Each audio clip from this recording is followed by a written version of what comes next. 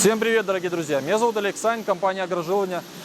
Наша компания является официальным представителем немецкого завода КВД, который выпускает сельхозагрегаты, а также комплектующие по технологии Култан. Кто не в курсе, технология Култан – это внесение жидких азотных удобрений путем инъекции. В связи с подлым нападением Российской Федерации на Украину, наша компания была вынуждена эвакуировать свое производство из города Харьков в город Белую Церковь. Несмотря на войну, очень важно, чтобы фермерские хозяйства продолжали свою работу. Это очень важно как и для населения, так и для экономики нашей страны. Агрегаты по технологии Култан позволяют фермерскому хозяйству прирасти в урожайности от 15% и выше. В связи с подорожанием жидких и сухих удобрений в Украине с помощью подобного агрегата по технологии Култан и инъекционным внесением можно экономить от 25 до 40% удобрений. Это очень большая цифра, если мы говорим за сотни или тысячи гектаров земли, которую нужно удобрить для того, чтобы получить хороший результат. Это украинско-немецкий проект «Агрожелудня» совместно с немецким заводом КВД. Хотел вам рассказать немного о наших агрегатах. Что делаем мы, что мы покупаем, какие комплектующие ставим. Эти агрегаты состоят из шасси. Шасси, которое делается непосредственно у нас в цеху. Мы сейчас находимся в цеху. Возможно, будет немножко слышно шум, но извините. Сейчас идет рабочий день. Мы делаем здесь шасси. Шасси мы делаем не совсем украинскую. В шасси у нас входит из импортных комплектующих. Это австрийская кованая серьга Шармюллер. Это у нас полуося немецкие фадовские. Это у нас гидравлические рукава и рукава резиновые. Все Семперит Фагумит, масло бензостойкие. Из украинского металла мы варим саму конструкцию, ставим на нее украинскую емкость. Емкость делается из первичного материала, из импортного первичного материала. Делает Укрхимпласт, Киевская область. Далее на наших агрегатах установлены колеса БКТ, колеса шириной 40 сантиметров, для того, чтобы равномерно распределить вес агрегата на грунт. На нашем агрегате также установлена араговская итальянская электроника для равномерного распределения жидких азотных удобрений вне зависимости от скорости трактора на поле. То есть механизатор может как ускоряться, так и замедляться. Электроника будет везде равномерно вносить заданную им норму. Сердце агрегата, как мы считаем, это все-таки немецкие рабочие органы по технологии Култан. Кто не в курсе, кто видит нас первый раз, технология Култан – это инъекционное внесение жидких азотных удобрений в почву путем инъекции. То есть, минуя после пожнивные остатки, сухой слой почвы, вносит удобрения под корень растения. Поэтому для того, чтобы агрегат был качественный, не ломался в полях и был хороший результат, мы используем только немецкие рабочие органы КВД. Какие линейки агрегатов у нас есть? Мы изготавливаем агрегаты с шириной захвата 6 метров, 3000 литров емкость на нем стоит, 9 метров, на нем тоже стоит емкость 3000 литров, на 12-метровом агрегате стоит емкость 5000 литров и 12 метров ширина захвата. И 16 метров, на данном агрегате стоит тоже емкость 5000 литров и 16 метров ширина захвата. Те агрегаты, которые сейчас стоят за моей спиной, они уже готовятся к отгрузке. А теперь, друзья, давайте я вам немного покажу процесс, чем мы гордимся, как мы изготавливаем подобные агрегаты. Не побоюсь этого слова, что даже в изготовлении рамы, то, что мы делаем в Украине своим производством, мы подошли к очень хорошему качеству, я имею в виду и сварочных швов, и лакокрасочного покрытия и так далее. Сейчас мы пройдемся по цеху, я вам все детально покажу и расскажу. Итак, друзья, давайте пройдемся по нашему цеху. Хочу вам показать, как происходит производство наших агрегатов по технологии Култан серии АПИ.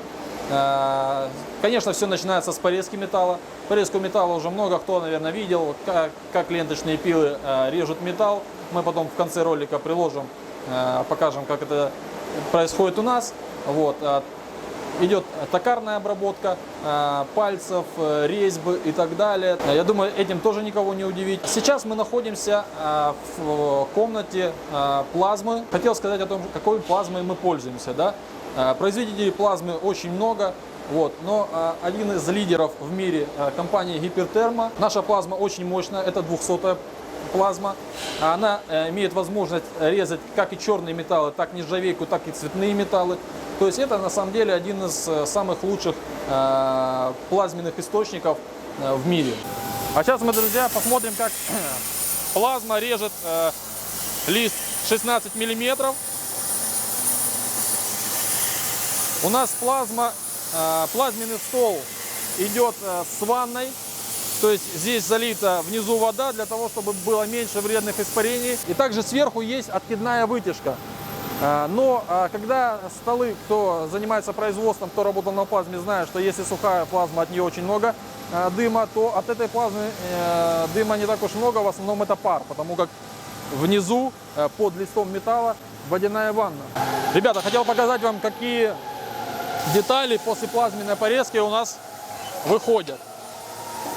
Эта деталь после плазменной порезки, и она отпескоструена. То есть отпескоструена перед тем, как будет вариться. Я хотел обратить внимание на сам рез. Вы видите, да?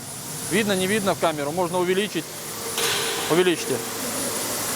Наведите прямо на деталь. Здесь стоит. Сейчас оператор наведет на деталь. Навел. Видно какой рез, да? То есть очень качественный рез. С чем это связано? С тем, что чем более качественный рез самой плазмы и самой детали, тем более четко, точно выставляется уже слесарем и сваривается сварщиком, сваривается деталь, для того, чтобы это все было очень точно и четко. Чтобы потом не было проблем никаких при сборке агрегатов, чтобы пальцы заходили, чтобы все было соосно и так далее. Пойдемте дальше. За моей спиной сварочные посты. На этих постах сварщики сваривают уже все материалы. Это порезанные трубы, это порезанные детали плазмой. Сваривают уже агрегаты. На данных постах мы сами изобрели столы сварочные, для того, чтобы было удобно варить подобные крупногабаритные агрегаты. На этих постах мы можем варить хоть 6-метровые агрегаты, хоть и 16-метровые агрегаты. После сварки мы получаем вот такие вот шасси. Эти агрегаты уже сварены, уже отцентрованы и готовы к пескострую. Мы наши агрегаты перед покраской мы обязательно их пескоструем, не дробеструем. С дробеструем есть некие проблемы, потому как есть металлическая дробь, она забивается в поры. Я имею в виду, сама ржавчина может забиваться в поры, и потом это проявляется через несколько лет пузырями. Когда мы пескоструем не обычным кварцевым песком, как это делают многие, мы пескоструем специальным песком, который разрешает работать охрана труда Украины. И помимо этого у оператора пескоструя есть специальная маска с подводом кислорода. После пескоструйной камеры вот такие агрегаты заходят в малярную камеру. То есть можете обратить внимание, что она полностью серого цвета, то есть ни капельки ржавчины на нем нету. Тем самым мы добиваемся, что грунт очень хорошо прилегает к металлу, в поры металла заливается, и поверх грунта уже ложится краска. Материал, которым мы красим, это японская краска, естественно, японский грунт. Это ударостойкая краска, это химостойкая краска. Это очень важно при работе в сельском хозяйстве, на полях. Как заявляет производитель, этой краской красят по всему миру лодки, катера и даже корабли. Ну, с покраской все понятно. Теперь идем к готовой продукции. Итак, друзья, мы вернулись на то же место, откуда мы с вами начинали. Здесь стоит готовая продукция, которая готовится к отгрузке на фермерские хозяйства. Не только по Украине, а также мы экспортируем наши агрегаты и в Европу. И конкретно эти два агрегата сейчас, которые собраны, будут ехать в Молдову. Итак, друзья, на сегодня все. Будем с вами прощаться.